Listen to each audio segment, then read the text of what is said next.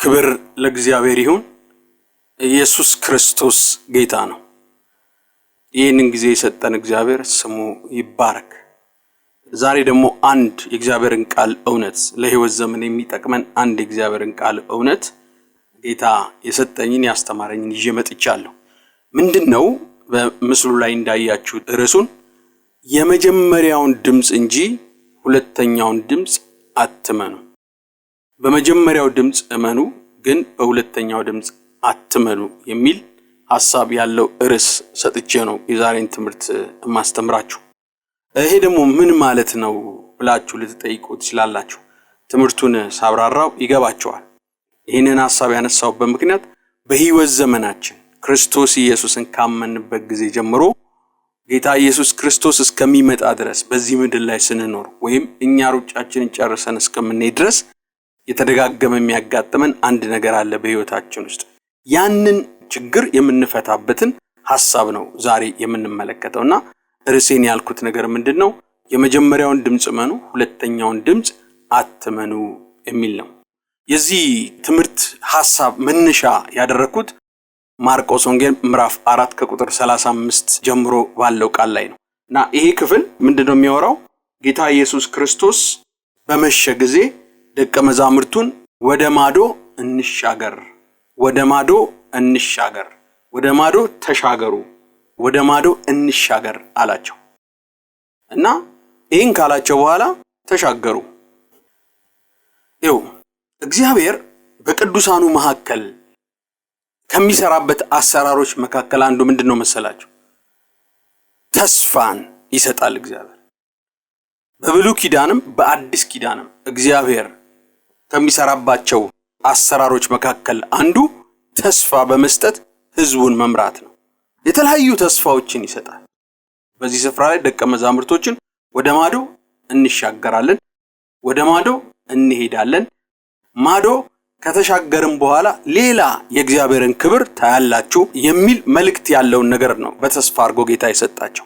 መጽሐፍ ቅዱስ ሲናገር በምድረ በዳ ያሉትን ሰዎች እግዚአብሔር የመራበትን አመራር ሲናገር በተስፋ መራቸው ይላል። በተስፋ መራቸው ብሎ ይናገራል መጽሐፍ ቅዱስ ሲናገር ማለትና በምድረ በዳ ሲያስጉዛቸው የነበሩትን እስራኤላውያኖች ተስፋ ሰጥቶ ነው እግዚአብሔር በተስፋ ሲመራቸው የነበረው። ምን አይነት ተስፋ? ከግብጽ ምድር ነፃ አውጥቼ፣ ከባርነት ምድር ነፃ አውጥቼ ማርና ወተት ወደምታፈሰው ምድር አስገባቸዋለሁ የሚል ተስፋ ሰጥቶ ነው እስራኤላውያኖችን ሲመራቸው የነበረው ማለት ነው። አዲስ ኪዳን ላይም እግዚአብሔር ቅዱሳኑን ሲመራ በተስፋ ነው የሚመራው። እና እግዚአብሔር ትልልቅ ተስፋዎች አሉት። ትልልቅ ተስፋዎች የሰጠን እንደ ቤተ ክርስቲያን ሁላችን የምንጠብቀው አንድ ትልቅ ተስፋ አለን። እሱ ምንድነው? የክብር ተስፋ የሆነውን ክርስቶስ ኢየሱስን ዳግም ምጽአት የምንጠብቀው ይሄ ተስፋ ሰጥቶናል። ሌላኛው ደግሞ ተስፋ አዲሲቱ ኢየሩሳሌም ለባሏ እንደተዘጋጀች እንዳጌጠች ሙሽራ ተውባ አምራ ለዘላለም እስከ ዘላለም ከአብ ጋር ከወልድ ጋር ከመንፈስ ቅዱስ ጋር ከዚህ አሰልቺ ዓለም ከዚህ ፈተና ከሞላበት ዓለም ወጥተን የምንኖርበትን አንድ ትልቅ ተስፋ እግዚአብሔር ከፊት ለፊታችን አስቀምጧል። ይህንን ተስፋ እያየን ነው የክርስትና ጉዟችንን እየተጓዝን ያለነው። እውነት እግዚአብሔር ከፊት ለፊታችን ልክ እስራኤላውያኖቹን ማርና ወተት ወደምታፈሰው ምድር አስገባቸዋለሁ የሚል ተስፋ ከፊት ለፊት ባያስቀምጥ ያንን ጉዞ አይጓዙም ነበር። ያን ሁሉ ምድረ በዳ በዛ ሁሉ ዘመን እንዲጓዙ ያደረጋቸው ማርና ወተት የምታፈሰው ምድር ውስጥ ለመግባት። እኛም ደግሞ እንደ አዲስ ኪዳን አማኞች እግዚአብሔር ከፊት ለፊታችን በሩቅ ያስቀምጠልን ግን ደግሞ ቅርብ የሆነ ምን አለን? ተስፋ አለን። እሱ ምንድነው? ከእግዚአብሔር አብ ከወልድና ከመንፈስ ቅዱስ ጋር በአዲስቱ ኢየሩሳሌም ለዘላለም እስከ ዘላለም የዘላለምን ሕይወት መኖር ነው። ይሄንን ተስፋ እግዚአብሔር ሰጥቶናል። ግን ደግሞ እግዚአብሔር ይሄ ብቻ አይደለም ተስፋው፣ ኢንዲቪጁዋል ለእያንዳንዳችን በክርስቶስ ላመንን ደግሞ በዚህ ምድር ስንኖር እዚህ ምድር ላይ ያለን ሕይወት ጣፋጭ እንዲሆን በነፍስ ወከፍ የሰጠን ተስፋዎች አሉ። ምናልባት እግዚአብሔር በሐዋርያት ላይ እንደሰራሁት በአንተ ሕይወት ላይ እሰራለሁኝ፣ ትልቅ አገልግሎት ታቋቁምልኛለህ፣ በዚህ ጸጋ እጠቀምብሃለሁኝ ሊሆን ይችላል። ቤተሰብ ትመሰርቻለሽ፣ ቤተሰብ ትመሰርታለህ፣ ትልቅ ደረጃ ላይ አደርስሻለሁ፣ ትልቅ ደረጃ አደርስሃለሁኝ፣ ህብረተሰብ ታገለግላለህ፣ በዚህ ሙያ ትመረቃለህ የሚሉ የተለያዩ ነገሮች ለነፍሳችንም ለመንፈሳችንም ለስጋችንም የሚጠቅም ተስፋን እግዚአብሔር በመንፈስ ቅዱስ አማካኝነት ለእያንዳንዳችን እግዚአብሔር ይሰጠናል። ተስፋ የሚሰጥ እግዚአብሔር ዛሬም ህዝቡንም ዛሬ ሲመራ እንደዚህ ነው የሚመራው፣ በተስፋ ነው የሚመራው እግዚአብሔር። ታዲያ የእግዚአብሔር ተስፋ ባዶ ተስፋ አይደለም፣ የሚፈጸም ተስፋ፣ ስንጨብጠው የምንደሰትበትን ተስፋ ነው እግዚአብሔር የሚሰጠው ለህዝቡ። እንዲህ አድርጎ ነው የሚመራው እና ይሄ ተስፋ በመንፈስ ቅዱስ አማካኝነት በህልም በራእይ ወይም ደግሞ እግዚአብሔር ጸጋ በሰጣቸው አገልጋዮች በእንደዚህ አይነት መንገዶች ተስፋውን ይሰጠናል። በዚህ ተስፋ ይመራናል። ያን ተስፋ ሲፈጸም ደስ ይለናል። ህይወታችን ጣፋጭ የሆነ ይሄዳል እና እግዚአብሔር አንዱ ህዝቡን የሚመራበት መንገዱ ምንድነው? በተስፋ መምራት ነው። የሆነ ተስፋ ይሰጠናል። ተስፋው እስኪፈጸም እንሮጣለን። ተስፋው ሲፈጸም ደስታ ይሆንልናል። ከዛ ደግሞ ሌላ ተስፋ ይሰጠና ደግሞ በዚህ ተስፋ እግዚአብሔር ይመራናል። በትንንሽ ተስፋዎች እስከ መጨረሻው እንድንጓዝ ያደርገናል። ክብር ለእግዚአብሔር ይሁን። ኢየሱስ ክርስቶስ ጌታ። አሁን ያለንበት ሁኔታ በአንድ ወቅት ተስፋ የነበረን ከጌታ የሰማነው እንዲያረግልሻለሁ ብሎ ያለን ህይወት ላይ ነው አሁን ያለነው። በሆነ ጊዜ ስንጸልይበት የነበረ እግዚአብሔር በመንፈስ የተናገረን አድርግልሻለሁ ብሎ የተናገረው ነገር ተፈጽሞ ነው አሁን ያለን። አሁንም ደግሞ ምን እንኖርለት እግዚአብሔር የተናገረን ልንደርስበት የምንፈልገው ደግሞ ሌላ ተስፋ እግዚአብሔር ሰጥቶናል። እግዚአብሔር የተስፋ አምላክ፣ ተስፋን የሚሰጥ አምላክ እና ይሄ ተስፋ የሚሰጠው እግዚአብሔር ተስፋ ሰጪ ብቻ ሳይሆን የሰጠውን ተስፋ ለመፈጸም የታመነ አምላክ። እንደ እግዚአብሔር ያለ ተስፋ ሰጪ የለም። እንደ እግዚአብሔር ደግሞ ያለ ተስፋን የሚፈጽም የለም። እግዚአብሔር ተናገረ ይሆናል። በቃ ሊሆን ግድ ነው። ወደ ማዶ እንሻገራለን ብሏል፣ ተሻግረዋል። ሳይሻገሩ የቀሩበት ምንም አይነት ነገር የለም። እግዚአብሔር ይሆናል ካለ ይሆናል። ለምን? እርሱ እግዚአብሔር ስለሆነ፣ የተናገረው ሊፈጸም ግድ ስለሆነ። አንደኛ ተስፋው የሚፈጸምበት ምክንያቱ ለምንድነው? እግዚአብሔር ተስፋ ቃል የሰጠ የታመነ ስለሆነ። መጽሐፍ ቅዱስ ተስፋ ቃል የሰጣችሁ የታመነ ነው ብሎ ይናገራል። ተስፋ የሰጠው እግዚአብሔር የታመነ፣ ቃሉን የማይበላ፣ ቃሉን የማያጥፍ እውነተኛ ጌታ፣ ቅዱስ የሆነ ጻድቅ የሆነ አምላክ ስለሆነ ተናገረ ይሆናል። በፍጹም ቃሉን አያጥፍ፣ ቃሉን ይፈጽመዋል እግዚአብሔር። ኢቭን አንዳንዴ እኛ ተስፋ ቆርጠን ተስፋችንን እንኳን ብንጥለው እሱ ራሱ ድጋሚ ተስፋውን ሪቫይቭ አድርጎ ወደ ፍጻሜ ያመጣዋል እንጂ በፍጹም እግዚአብሔር ተረስቷል ብሎ የሚተው አምላክ አይደለም። ለምን? ተስፋ ቃል የሰጠ ታማኝ አምላክ ስለሆነ። በዚህ ምድር ላይ ከሰው ጋር እናወዳደሩና ሰው ተስፋ ይሰጣል ለሰው አይደል? እና እንዲህ ተስፋ የሰጡን ሰዎች በጣም ጨዋዎች ናቸው። በጨዋነታቸው እናቃቸዋለን። የእውነት እሱ ካለ ያረጋል ምንላቸው አይነት ሰዎች ናቸው። ግን አንዳንድ ጊዜ ባህሪያቸው ይቀየርና ምንነካው እንላለን። አለመታመን ውስጥ ቃላቸውን የመብላት ነገር ውስጥ ሊታዩ ይችላል። ለሰው ልጅ እንደዛ ሊሆን ይችላል። ለምንድነው? የሰው ልጅ አደርጋለሁ ብሎ እንዳያደርግ ሊያስቆሙት የሚችሉት በጣም ብዙ ነገሮች ስላሉ ማለት ነው። አንዱ የባህሪ መዋዠቅ፣ ባህሪያቸውን ቀይረው ጨዋ የነበሩ ሰዎች መጥፎ ከሆነ አለመታመኑ ስለሚገቡ ነገሩ እውነትም እንዳሉት ላይሆን፣ ተስፋቸውን ላይፈጽሙ ይችላል። እግዚአብሔር ግን ቅዱስ አምላክ ነው። በቃሉ የታመነ አምላክ ነው። ለዚህ ነው መጽሐፍ ቅዱስ ቃሌ ከሚያልፍ ሰማይና ምድር ቢያልፍ ይቀለኛል። ሰማይና ምድር ያልፋሉ፣ ቃሌ ግን አያልፍም። ቃሉ ይፈጸም ዘንድ ግድ ነው። ለምን? የታመነ አምላክ ስለሆነ እግዚአብሔር። ከዚህ ጽድቅ ባህሪው የተነሳ የሰጠን ተስፋ ሊፈጸም ግድ ነው። ሁለተኛው ነገር ደግሞ እግዚአብሔር የሰጠን ተስፋ የሚፈጸምበት ምክንያት እሱ እግዚአብሔር ነው። ማንም ያሰበውን ነገር ከማድረግ የሚከለክለው የለም። መጽሐፍ ቅዱስ ሲናገር ኢሳይያስ ላይ ምን ብሎ ነው የሚናገረው? እሰራለሁ የሚከለክለኝስ ማን ነው? እሰራለሁ የሚከለክለኝስ ማን ነው? እግዚአብሔር አደርጋለሁ ብሎ ማንም በመንገድ ውስጥ ገብቶ ያለውን ያንን ነገር እንዲያጥፍ የሚያርግ ተግዳሮት የሚያደርግበት አንድም ፍጥረት የለም። ለምን? ዓለምን የፈጠረ ስለሆነ። ዓለም በሙሉ ተሰብስቦ በፊቱ እንደ ገንቦ ጠብታ ስለሆነ። ዓለምን የፈጠረ ብቻ ሳይሆን ዓለምን ለክብሩ የፈጠረ ብቻ ሳይሆን ዓለምን የሚያስተዳድር፣ ዓለምን እንደፈለገ አድርጎ የሚያዝ ጌታ ስለሆነ ይሁን ያለው ነገር ሁሉ ይሆናል። ለምን? እሱ እግዚአብሔር ስለሆነ ምንም አይነት ተግዳሮት አያቆመው የኛን ተስፋ ቃል ለመፈጸም። የሰው ልጆች ግን ተስፋ ገብተው ተስፋው ነው እንደው በስነ ምግባር ታማኝ ናቸው ብለን ከታማኝ ሰዎች ተስፋ ተሰጥቶን ሊሆን ይችላል። ትናንት አርገውም ሊሆን ይችላል። ያን ተስፋቸውን ፈጽሞ አይተን ሊሆን ይችላል። የሆነ ጊዜ ግን ከነሱ አቅም በላይ የሆነ የሚገዳደራቸው ነገር ካለ ያንን ተስፋ ያደረጉልን ነገር ላይፈጽሙት ይችላል። በምክንያት ካጋጠማቸው ተግዳሮት የተነሳ ማለት። እግዚአብሔር ግን እሰራለሁ የሚከለክለኝ ማን ነው ብሏል። እንደተናገርኩ በእርግጥ እንደዚህ ይሆናል ብሎ እግዚአብሔር ተናግሯል። ሐሳቤ ትሆናለች፣ ፈቃዴ ትፈጸማለች ብሎ በቃሉ እግዚአብሔር ተናግሯል። ያሰበው ይሆናል፣ የተናገረው ነገር ይሆናል፣ ሊሆን ደግሞ ግድ ነው። ምክንያቱም እሱ እግዚአብሔር ስለሆነ። መጽሐፍ ቅዱስ ምን ብሎ ነው የሚናገረው? ዝናብ ከሰማይ እንደሚወርድ ምድርን እንደሚያጠጣት እንደሚያረካት ታፈራና ታበቅል ዘንድ እንደሚያረጋት ከአፌ የወጣው ቃል እንደዚሁ ነው። ያሰብኩትን የፈቀድኩትን የወደድኩትን ሳያደርግ በከንቱ ወደ እኔ አይመለስም ብሎ እግዚአብሔር ተናግሯል። እሱ እግዚአብሔር ስለሆነ ያለው ግድ ነው። ማንም የሚያስቆመው አንድም ፍጥረት የለም። የሰው ልጆች ግን የሚያስቆማቸው ብዙ ነገር ስላለ ተስፋ ገብተው ተስፋቸውን ላይፈጽሙ ይችላል። ክብር ለእግዚአብሔር። እሱ ወደ ማዶ ትሻገራላችሁ አላችሁ፣ ይሆናል፣ በቃ ሊሆን ግድ ነው። እሱ ቤተሰብ ትመሰርሻለሽ አለ፣ ሊሆን ግድ ነው። እሱ ቤተሰብ ትመሰርታለህ አለ፣ ሊሆን ግድ ነው። እርሱ በዚህ ሙያ ታገለግለኛለህ ብሏል፣ ሊሆን ግድ ነው። እርሱ እቀባሃለሁ ታገለግለኛለህ፣ ሊሆን ግድ ነው። ትልቅ አገልግሎት ትመሰርትልኛለህ ብሏል፣ ሊሆን ግድ ነው።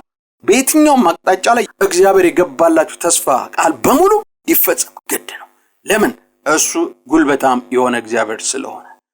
ብርሃን ይሁን ብሎ በቃሉ ብርሃናትን የፈጠረ ዓለምን የፈጠረ አምላክ ስለሆነ ሊሆን ግድ ነው፣ ይሆናል።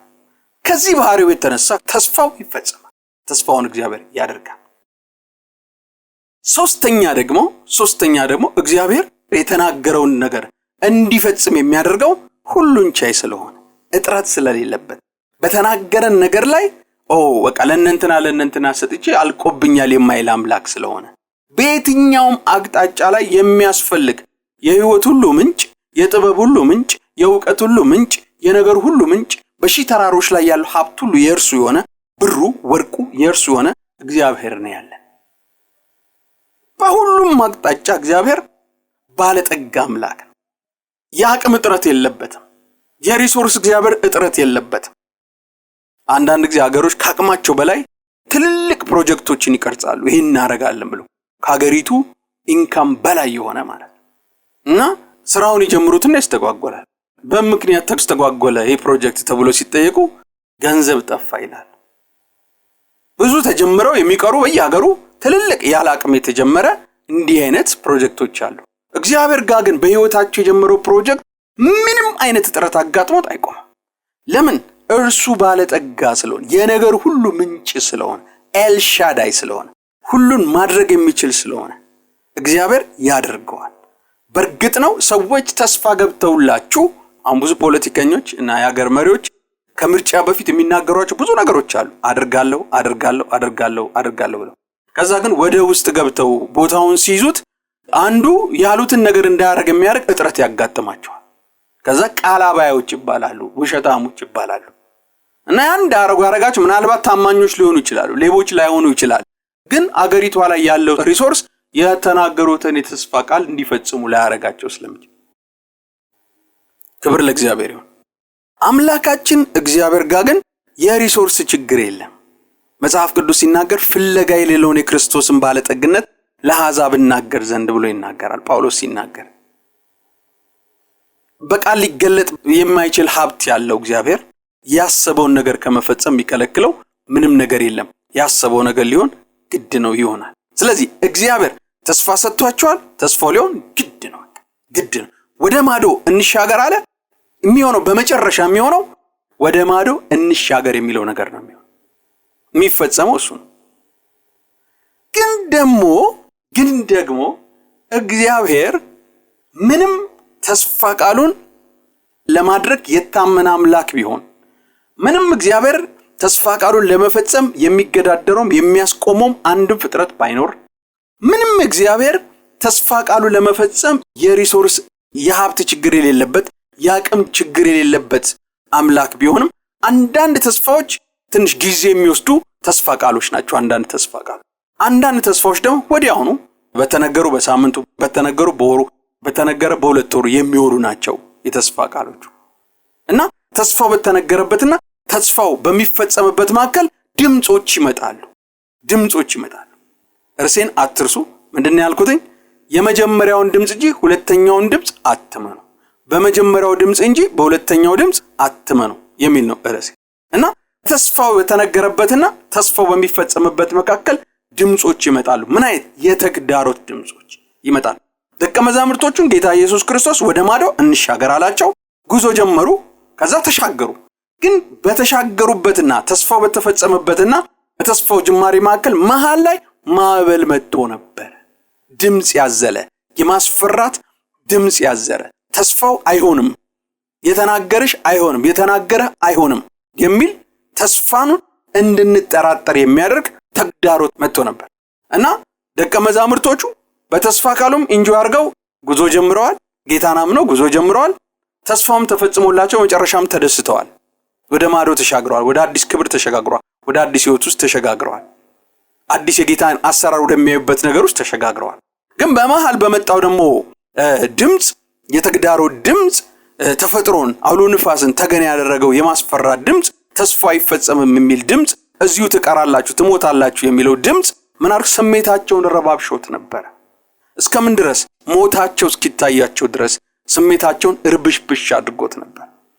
እና ጌታን ቀስቅሰው ጌታው ስንጠፋ አይገድህምን? ስንጠፋ አይገድህምን ብለው እስኪሉ ድረስ እንዲሆኑባቸው ነበር። ይኸውላችሁ እዚህ ትምህርት ውስጥ ልናገር ያሰብኩት ነገር ምንድነው መሰላችሁ?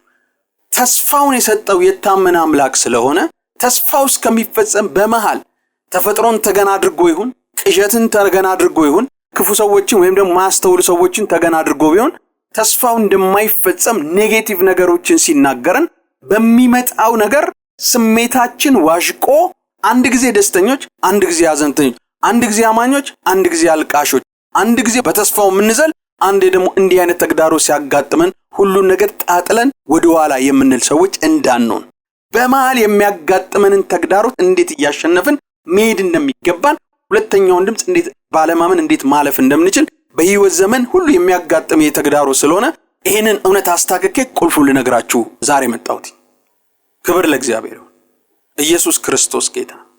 ተስፋው ይፈጸማል። አንድ ነገር ላረጋግጥላችሁ፣ እግዚአብሔር የተናገራችሁ ነገር በእርግጥ ይፈጸማል። በእርግጥ ይፈጸማል። ለምንድን ነው የሚፈጸመው መሰላችሁ? እስከ ዛሬም ጌታ ብዙ ነገር ብሏችሁ ተፈጸመ። አሁን ያላችሁበት ሁኔታ ጌታ በአንድ ወቅት የተናገራችሁ ግን ደግሞ አሁን ተፈጽሞ ያለበት ነገር ግን ደግሞ ሌላ ያልተፈጸመ ተስፋ አላችሁ። ያ ደግሞ እስኪፈጸም እየተጓዛችኋል። ጌታ ካለ ሊሆን ግድ ነው።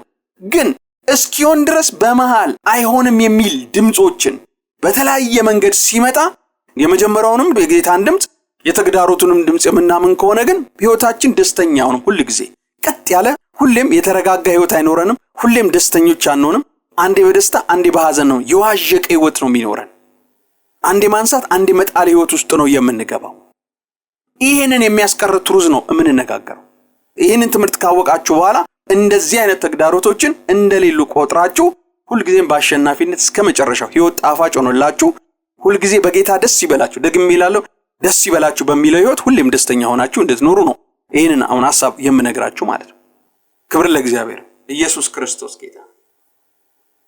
ደቀ መዛሙርቶቹ በዚህ ስፍራ ላይ ፈርተዋል። ጥፋታቸው ታይቷቸዋል። ተስፋው ሳይፈጸም እንደሚሞቱ አስበዋል። ግን ያሰቡት የፈሩት ስሜታቸው የተጎዳበት ነገር አይደለም የሆነው፣ ጌታ ያለው ነገር ነው። ጌታ ተነስቶ ማዕበሉን ገስጾታል፣ ይገስጸዋል። ጊዜያዊ ነው፣ ለማጥፋት የሚመጣ አይደለም። እንደዚህ አይነቱ ነገር ጊዜያዊ ነው፣ ለጊዜው የሚመጣ ነገር ነው። ጌታ ተነስቶ ማዕበሉን ገስጾታል።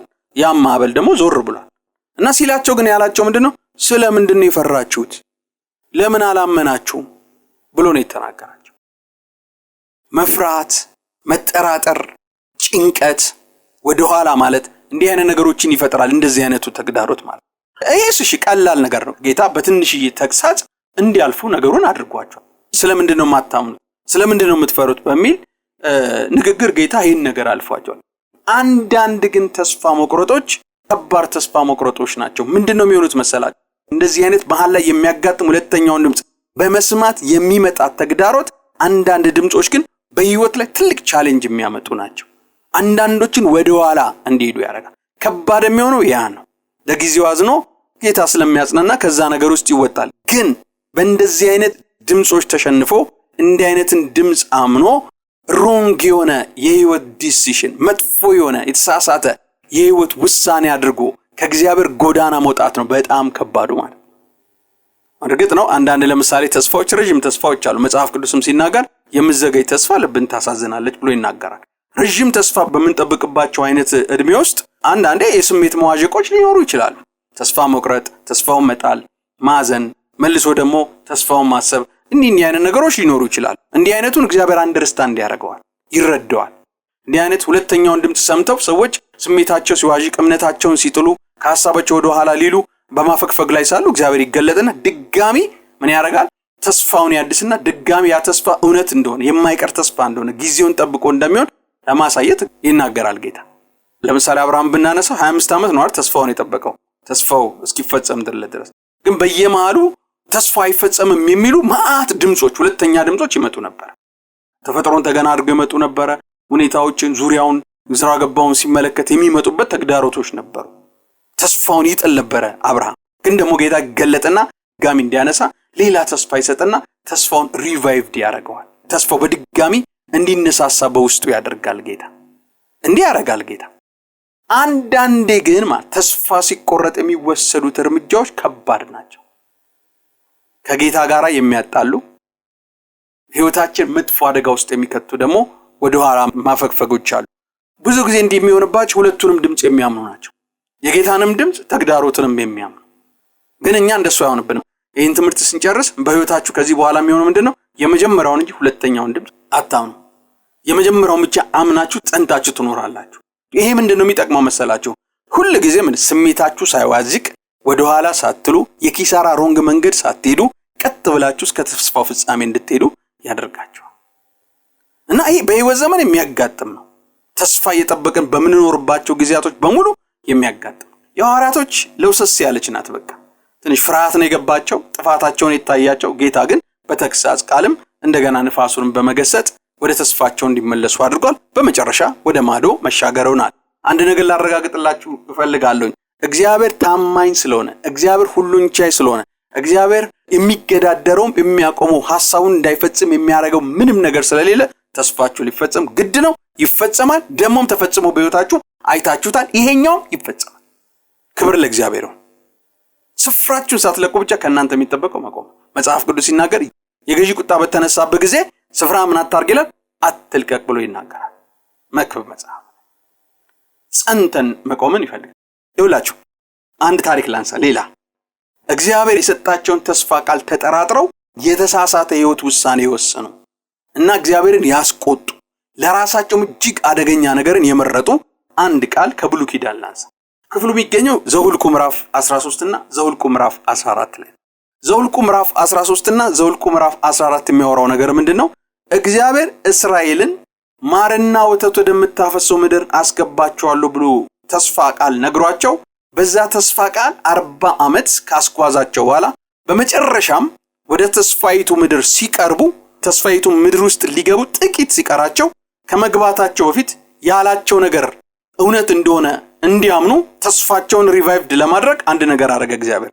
ምንድነው ያደረገው? 12 ሰላዮች ከ12ቱ ነገድ ይመረጡና ሄደው ምድሪቷን ሰልለው ይምጡ አለ። ከዛ 12 ሰላዮች ተመረጡ። 12ቱም ወደ ማርና ወተት ወደምታፈሰው ምድር ሄዱ። ምድሪቷን ሰልለው መጡ። ሲመጡ ፍሬ ተሸክመው ነው የመጡት። ምድሪቷ የምታፈራውን ፍሬ ተሸክመው ነው የመጡት። በማስረጃ ህዝቡን ለማሳመን ይዘው ነው የመጡት። ግን ታዲያ ሪፖርት እስቲ ንገሩን ተብሎ ሪፖርት ሲቀርብ 10ሩ አንድ አይነት ሪፖርት ነው ያቀረቡት። ሁለቱ ደግሞ ከ10ሩ የተለየ ሪፖርት ነው ያቀረቡት። እና 10ሩ ሄደው የሰለሉት ምድር ያዩበት እይታ በምን አይነት መነጽር እንዳዩት የሚገርም ነው። ሪፖርቱን ሲያቀርቡት ፈጽሞ ከነዛኞቹ ጋር የሚቃረን ንግግር ነው የተናገሩት። ሰይጣን ሐሳባቸውን አሳውሮ በሱ እይታ አይተውት ካልሆነ በስተቀር መቼስ እንደዚህ አይነት ሪፖርት አይቀርብም። እና ያቀረቡት ሪፖርት ምንድነው? ያየናት ምድር የገዛ ህዝቦቿን የምትበላ ናት አሉ። የገዛ ህዝቦቿን የምትበላ ናት። ምን አይነት አገላለጥ እንደሆነ ያላቅ። እንዴት ነው ምድር ሰውን የሚበላ የገዛ ህዝቡን የሚበላ? እና ያየናት ምድር የገዛ ሰዎቻቸውን የገዛ ህዝቧን ቅርጥፍ አድርጋ የምትበላ ምድር ናት ብለው ስለ ምድሪቱ የተናገሩት እንደዚህ አይነት ነገር ነው። በእጃቸው እኮ የምድሪቱ መልካምነት የሚገልጽ የተሸከሙት እኮ ፍራፍሬ አለ። ያንን ፍራፍሬ ይዘው ግን ሲናገሩ የተናገሩት ነገር እንደዚህ አይነት ንግግር የተናገሩት። እሱ ብቻ አይደለም። ምንድነው ያሉት? ህዝቡ ከኛ ይልቅ የበረታ ህዝብ ነው፣ በኃይል ከኛ ይበልጣሉ፣ ልናሸንፋቸው አንችልም አሉ። እሱ ብቻ አይደለም። ያየናቸው ሰዎች ቁመታቸው እጅግ ግዙፍ ነው፣ ንፍሌሞች ናቸው፣ እጅግ ግዙፍ ናቸው። በእነሱ አይን ፊት እኛ ስንታይ እንዳንበጣነን ብለው ሪፖርቱን አቀረቡ። አንድ ሰው በኖርማል አእምሮ ማንኛውም መንፈሳዊ ያልሆነ ሰው የሚያውን ንጹህን ሪፖርት ብቻ አይደለም ዲስቶርት አድርገውት ነው። አበላሽ ሰይጣን አእምሮአቸው ላይ ነገሩን አጋኖ አፍርሶ አጣሞ በሽንፈት ሞልቶ ነው እንዲያዩት ያርግ ተስፋ የሚያስቆርጥ ያዘለ ሪፖርታቸው ነበር። እና ይሄንን ለእስራኤል ህዝብ ሲናገሩ መጽሐፍ ቅዱስ ምን ብሎ ይናገራል መሰላችሁ? የእስራኤል ህዝብ ማህበሩ አለቀሰ ብሎ ይናገራል። ጮኸ ይላል። አስቡት እንግዲህ ከ600 ሺህ ህዝብ በላይ ይሄንን ሪፖርት ሰምቶ ሲጮህ ሲያለቅስ አስቡት። አለቀሱ ህዝቡ የነሱን ሪፖርት ሰምቶ ተስፋ ቆርጠው። ምን ነው በግብጽ በሞተን ኖሮ፣ ምን ነው በምድረ በዳ ሞተን በቀረ ኖሮ፣ በሰይፍ ስለት ሊያስገድሉን ወደዚህ ይዞ መጣ ሙሴና አሮን። በግብጽ መቀበሪያ አልነበረም ወይለኛ? በምድረ በዳስ ብንሞት በሰይፍ ሊያስገድሉን ልጆቻችንና ያለንን ንብረት ሊያዘርፉ ሊያስማርኩን ይዘው መጥተዋል። እንዳለ የመጡበትን በፍርሃት የተሞሉበትን የተጣመመውን ሪፖርታቸውን ህዝቡ ላይ ዳውንሎድ ሲያደርጉ ህዝቡ ላይ ውጤቱ ማየት ጀመረ። ከዛ ምንድነው ያሉት? ኑ በቃ ወደ ግብጽ የሚመልሰን አንድ ሰው ከመካከላችን እንሹምና ወደ ግብጽ እንመለሳሉ ማለት። አስቡ 40 ዓመት ተጉዘው ነው የመጡት። 40 ዓመት እግዚአብሔር ሲመራቸው እኮ ሌት በሰዓት አምድ ብርሃን እያሳየ ቀን ሐሩር እንዳይነካቸው ደመናውን እያመጣ ልብሳቸው ሳያልቅ ከመካከላቸው የሚታመም ሳይኖር አንዳች እንዳይጎልባቸው አድርጎ ድንቅ ምልክት እያደረገ ጠማኝ ሲሉ ከአለት ውሃ እያፈለቀ ራበኝ ሲሉ ከሰማይ መና እያዘነበ ስጋ ማረን ሲሉ ከባህር ድርጭትን እያስነሳ እግዚአብሔር በእንደዚህ አይነት ሁኔታ ነው አሞላቆ የመራቸው በድንቅ በመልከቱ ማለት ነው። አሁን ከኛ መካከል ሰው እንሹምና ወደ ግብጽ የሚመልሰን ሲሉ እውነት ያ ሰው በላያቸው ላይ ደመናን ያመጣል? በቀን ሲጓዙ ሐሩር ነው መንገድ ላይ የሚገላቸው። እውነት በሌሊት በጨለማ መጓዝ ይችላሉ? ይሄ ሰው ብርሃን ሊያበራላቸው ይችላል? የእሳት አምድ ሊያመጣላቸው ይችላል? ጠማን ሲሉ ውሃ ይሰጣቸዋል? በቃ የሚያስቡትን አያውቁም። ውሳኔያቸው በፍርሃት በጭንቀት ላይ የተመሰረተ ውሳኔ ነው የወሰኑት። ለምን? በምን ምክንያት? የአስሩን የተሳሳተ ሪፖርት ሰምተው። አስሩ በሰሙት ባዩት ነገር መረበሽ ብቻ ሳይሆን ህዝቡንም እንዲረበሽ ነው ያደረጉት። እንዲህ ነው የሆነው። ሁለቱ ይሄንን የሰሙ ኢያሱና ካሌብ ግን ገና ሲሰሙ ሪፖርቱ ዲስቶርት እንደሆነ የተሳሳተ እንደሆነ ተጣሞ እንደተነገረ በሽንፈት እንደተነገረ አይተው ልብሳቸውን ቀደዱ ይላል ሪፖርቱን ከመናገራቸው በፊት። ከዛ ምንድነው ያሉት? ያየናት ምድር መልካም ናት አሉ ገና ሲጀምሩ ማለት ነው። እነዛኞቹ ግን ያሉት ምንድነው? ያየናት ምድር የገዛ ሰዎቻቸውን የምትበላ ናት። የነሱ ሪፖርት ዘኍልቍ ምዕራፍ 14 ከቁጥር 5 እስከ 9 ባለው ክፍል ውስጥ ታገኙታላችሁ። ሪፖርታቸው ያሉት ነገር ምንድነው? በመጀመሪያ ሲጀምሩ ያየናት ምድር እጅግ መልካም ናት፣ እጅግ መልካም ናት። ዞረን የሰለልናት ምድር እጅግ መልካም ናት። እግዚአብሔር ከወደደን ወተትና ማር ወደምታፈሰው ወደዚች ምድር ያገባናል፣ እርሷንም ይሰጠናል። ነገር ግን በእግዚአብሔር አታምፁ፣ እንደ እንጀራ ይሆኑልናል። የምድሪቱንም ሰዎች አትፍሩ፣ ጥላቸው ከላያቸው ላይ ተገፏል። እግዚአብሔር ከኛ ጋር ነው፣ አትፍሯቸው ብሎ ተናገሯቸው። ተመልከቱ ንግግራቸው ውስጥ እንዴት ደስ የሚል ነገር እንዳለ። ዞረን የሰለልናት ምድር እጅግ መልካም ናት። እጅግ የሚል ቃል ሁሉ ነው የተጠቀሙት ከማስረጃው በተጨማሪ ማለት ነው። ማርና ወተት ወደምታፈሰው ምድር እግዚአብሔር ከወደደ ያስገባናል። እንገባለን፣ በእግዚአብሔር እርዳታ እንገባለን። ተስፋው ይፈጸማል። በሱ እርዳታ እዚህ እንደደረስን በሱ እርዳታ ደግሞ እንገባለን ብለው አሉ። ደግሞ ያየናቸው ሰዎች በእርግጥ እንደተባሉት ግዙፍ ናቸው፣ ግን ጥላቸው ከላያቸው ላይ ተገፏል። የእስራኤላውያኖችን ዝና ሰምተው የአምላካቸውን ዝና ሰምተው ጥላቸው ከላያቸው ላይ ተገፏል። እናሸንፋቸዋለን፣ እግዚአብሔር ከወደደን እቺ ምድር ያወርሰናል፣ አትፍሯቸው፣ በእግዚአብሔር ላይ አታምፁ ብለው ተናገሩ። ያው ግን እንደሚታወቀው በዚህ ዘመንም ያለ ቻሌንጅ ነው ይሄ ቻሌንጅ ማለት ነው። ብዙ ጊዜ ሰው የሚሰማውና የሚያምነው እውነትን በእውነትነቱ ፈትኖ ከእውነት አኳያ ሳይሆን አንድ ነገር የሚቀበለው አብዛኛው ህዝብ ምን አለ፣ አብዛኛው ድምጽ ምን አለ የሚለው ነገር ሰምቶ ነው የሚያምነውና እነዚህ ሁለቱ ካሌብና ኢያሱ የተናገሩትን ሪፖርት አልሰሟቸውም። እንዲያውም ተናደውባቸው ህዝቡ ሊወግሯቸው ድንጋይ አነሱ። በማንና በማን ላይ? በሙሴ ላይ፣ በአሮን ላይ፣ በሁለቱ ሰላዮች በካሌብና በኢያሱ ላይ ድንጋይ አነሱ ሊወግሯቸው ይላል። ከዛ እግዚአብሔር ተገለጠ። ልክ እንደዚህ አይነት ደረጃ ላይ ሲደረስ የእግዚአብሔር የክብር ደመና በድንኳኑ ላይ ታየ። አክሽን ከመውሰዳቸው ፊት ጣልቃ ገባ እግዚአብሔር ማለት ነው። አስቡ እንግዲህ አንድ አይነት ነገር ተመልክተው ግን ያዩበት እይታ የተለያየ እይታ በመሆኑ ምክንያት የሁለተኛው ድምጽ ተስፋውን እንዲጠራጠሩ የሚያደርግ እንዲጠራጠሩ ብቻ አይደለም እነዚህ ያደርጋቸው የተሳሳተ የህይወት ውሳኔ ወደ ዓለም እንሂድ፣ ወደ ግብጽ እንመለስ፣ ጌታን እንተው፣ ከእግዚአብሔር ጋር መኖር እናቆም፣ እግዚአብሔር ማመን ኪሳራ ነው በህይወት ውስጥ የሚያመጣው፣ እድሜም መብላት ነው፣ በከንቱ ነው ከሱ ጋር የተጓዝ ነው፣ ለሞት እዛ ግብጽ ብንሞት አይሻለን ነበር ወይ? ለሞት በምድረ በዳ ብንሞት አይሻል? እግዚአብሔር እኮ አላለን ትሞታላችሁ አይደለም ያለው። ማርና ወተት ወደምትፈሰው ምድር ትገባላችሁ፣ ባልሰራችሁበት ቤት ውስጥ ትኖራላችሁ፣ ያልተከላችሁትን ፍሬ ትበላላችሁ ብሎ እግዚአብሔር የተናገራቸው።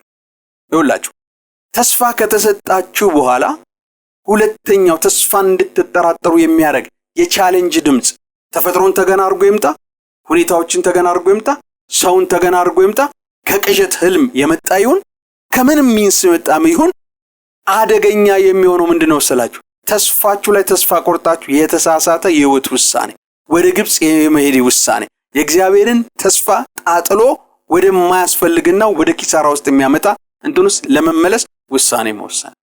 ይሄ እጅግ የከፋው የሚሆነው። እንዲህ ሲሆን ግን እንዲህ አይነቱ የተግዳሮ ድምጽ ሳያነቃንቀን በተስፋው ላይ ቀጥ ብለን እንድናሮግ የሚያደርግ አንድ መንገድ መከተል ነው። እሱ ምን አይነት መንገድ ነው? የኢያሱና የካሌብን መንገድ መከተል። ኢያሱና ካሌብ የተናገሩት ንግግር ውስጥ እንዴት እንደዚህ አይነት ተስፋን እንድትጠራጠሩ የሚያደርግ ቻሌንጅ ሲመጣ፣ ተግዳሮ ሲመጣ እንዴት ማሸነፍ እንደምትችሉ ውስጥ ሚስጥሩን እዛ እነሱ ንግግር ውስጥ እናያለን። ይኸውላችሁ ሲጀመር እነዛ 10 ሰላዮች በንግግራቸው ውስጥ አንድም ቃል እግዚአብሔር የሚል ቃል የለም። አንድም እግዚአብሔር የሚል ቃል የለም። አንብቡት እናንተ ምዕራፍ 13 እና 14 ቤታችሁ አንብቡት። አንድም ቃል እግዚአብሔር የሚል ሪፖርታቸው ውስጥ አልከተቱ። ተፈጥሯዊ ሰው አንድን ነገር አይቶ መንፈሳዊ ያልሆነ ተፈጥሯዊ ሰው አንድን ነገር አይቶ በአእምሮ ገምግሞ እንደሚናገር ነው የተናገሩት። የነሱ ደግሞ የከፋው በሰይጣንም ተጽዕኖ መነጽር ስር ሆነው ያዩት ስለሆነ ነገሩን አበላሽተው አጋነው አጣመው ነው የተናገሩት። አንድም እግዚአብሔር የሚል ወርድ የለበትም። የሚገርመው ግን ኢያሱና ካሌብ በዚች አጭር ሪፖርታቸው ሲናገሩ 3 ጊዜ ነው እግዚአብሔርን የጠሩት። እግዚአብሔር ብለዋል። ምንድነው ካሌብና ኢያሱ እንዳይጠራጠሩ ተስፋውን ያረጋቸው? እግዚአብሔር ያወርሰናል ወተን እንውረስ ያሉበት ምክንያቱ ምንድነው ብትሉ ትልቁን ያዩትን ችግር የሚመስለውን ነገር በእግዚአብሔር ውስጥ ከተው ነው ያዩ። በእግዚአብሔር መነጽር ውስጥ አሳልፈው ነው ያዩ። እግዚአብሔር ነገሮችን በሚያይበት በእግዚአብሔር ችሎታ ነው ያዩት።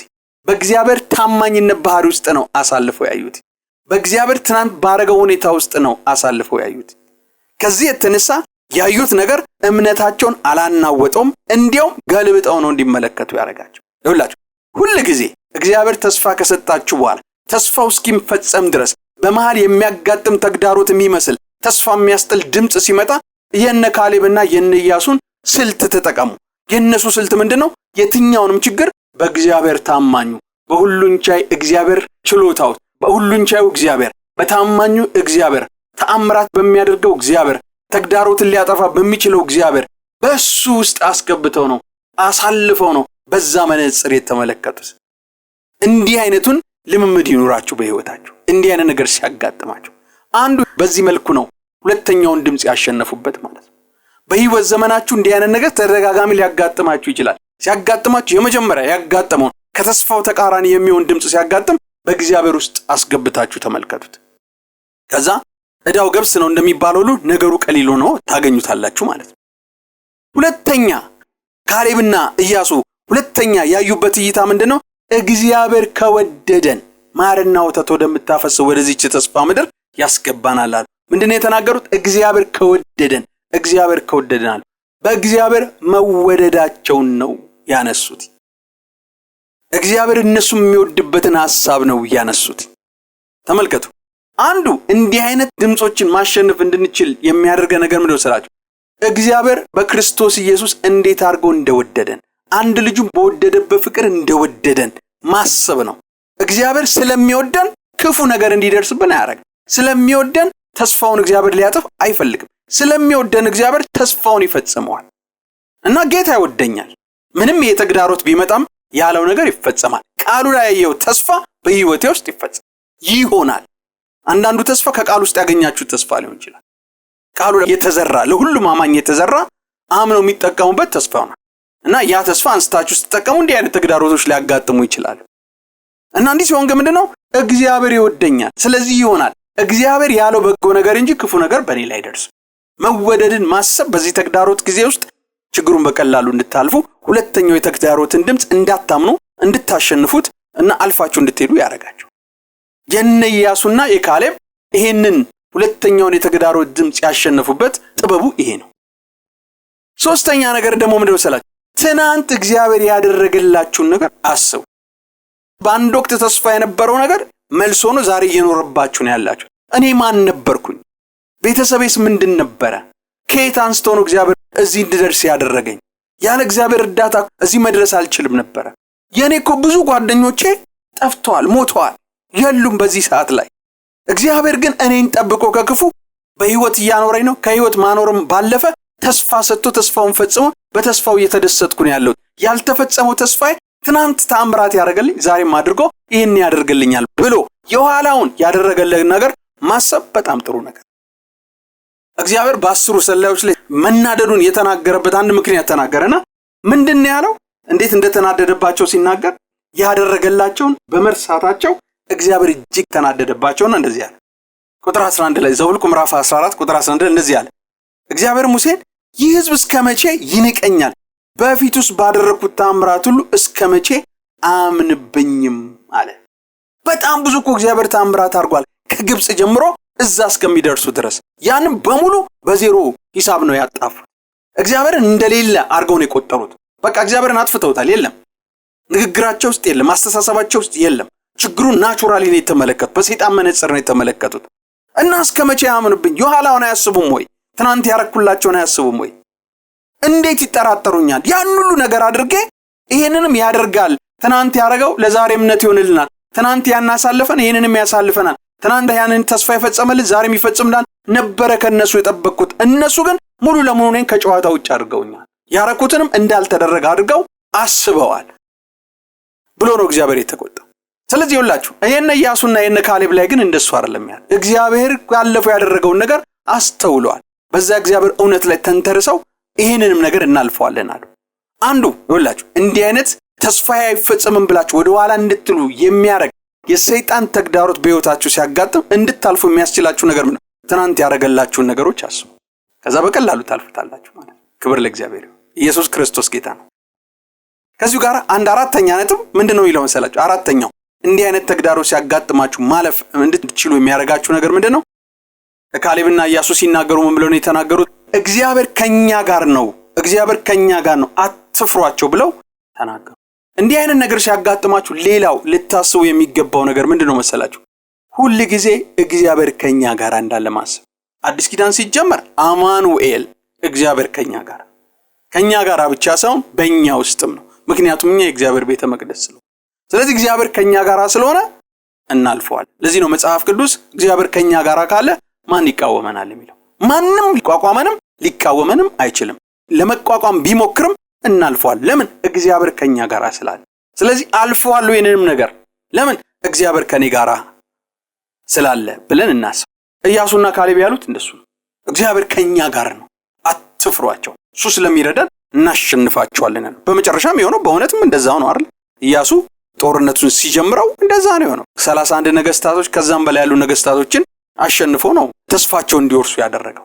ለምን? እግዚአብሔር ከነርሱ ጋር ስለነበረ፣ ከኢያሱ ጋር ስለነበረና ሁሌም እንዲህ አይነት ነገር ሲያጋጥም እግዚአብሔር ከኛ ጋር፣ እኔ እግዚአብሔር ቤተ መቅደስ ነኝ፣ እግዚአብሔር ከኔ ጋር ነው፣ ይሄንንም ችግር አልፈዋለን ብለን መናገር ነው ከኛ የሚጠበቀው ማለት ነው። ይሄኛው ሌላኛው ኢያሱና ካሌብ እንዲህ አይነቱን ሁለተኛውን ድምጽ ያሸነፉበት ገባችሁ አይደል? የመጀመሪያውን ድምጽ እንጂ ሁለተኛውን ድምጽ አትመኑ ያልኩበትን ሐሳብ ገባችኋ? እንዲህ አይነት ነገር ክርስቶስ እስከሚመጣ ድረስ ወይም እኛ ሩጫችንን ጨርሰን እስከንዴ ድረስ ያጋጥመናል። ግን እንደዚህ ነገሮች በመጡ ጊዜ ስሜታችን እየተቀያየረ ደስታችን የምናጣ ሐዘንተኞች የምንሆን የተሳሳተ ሕይወት ውሳኔ ውስጥ ገብተን የተሳሳተ ርቀት ሄደን ዋጋ ከፍለን ተመልሰን ወደ እግዚአብሔር ተስፋ ከምንመለስ በዚህ እውነት እንዲህ አይነት ተግዳሮቶችን ማለፍ ትችላላችሁ። የመጀመሪያውን ድምጽ እንጂ ሁለተኛውን ድምጽ አትስሙ። ወደ ማዶ እንሻገራለን ያለውን ድምጽ እንጂ በመሃል የመጣውን የማዕበሉን ድምጽ አትስሙት፣ አትመኑት። ደግሞ ያጠፋናል ብላችሁም አትመኑ። ስለዚህ የገዢ ቁጣ በተነሳበት ጊዜ ስፍራን አትልቀቅ። የትኛው እግዚአብሔር ከሰጠ የተስፋ ቃል ጉዞ መንገድህን ለቀው ወደ ሌላ መንገድ አትሂድ፣ ወደ ተሳሳተ መንገድ አትሂድ። የመጀመሪያውን ድምጽ እንጂ ሁለተኛውን ድምጽ በፍጹም አትመኑ።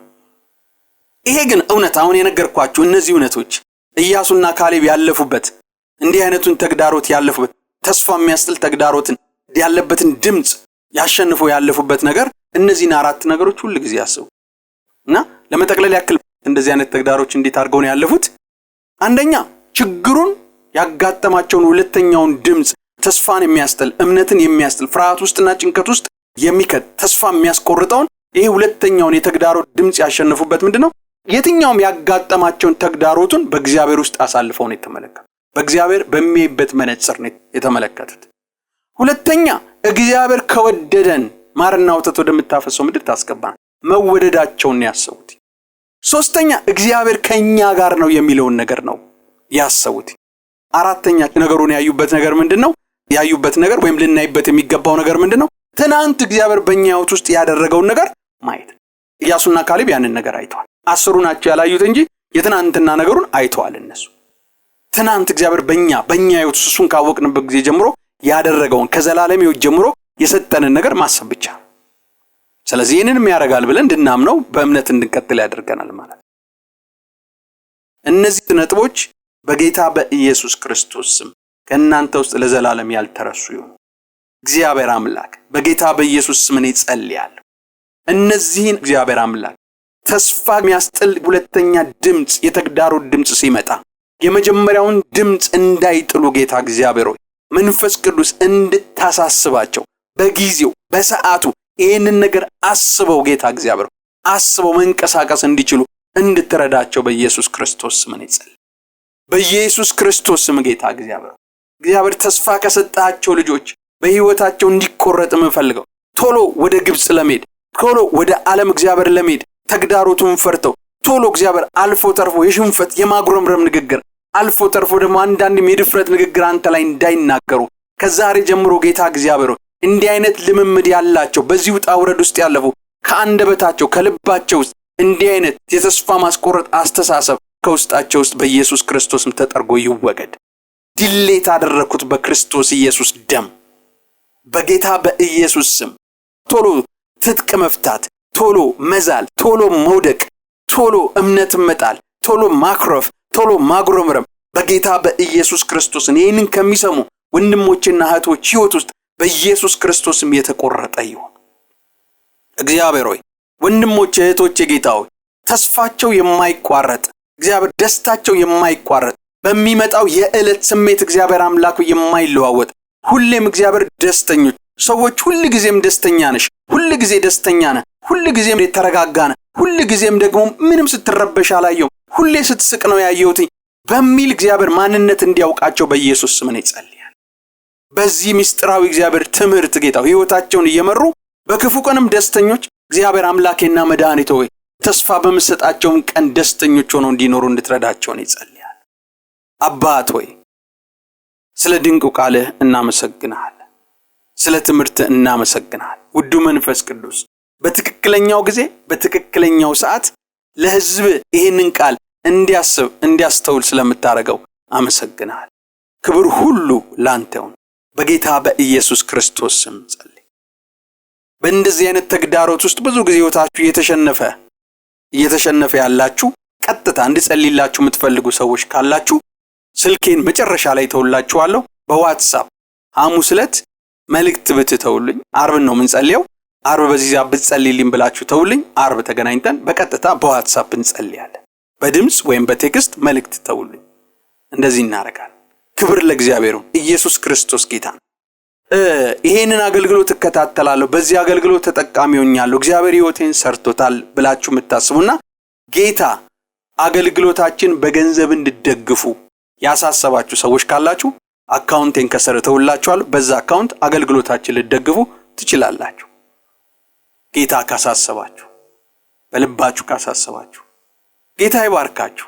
ክብር ሁሉ ለአምላካችን ለሁሉን ቻይ ለታመነው ለጻድቁ ለቅዱሱ እግዚአብሔር ይሁን በኢየሱስ ክርስቶስ ስም።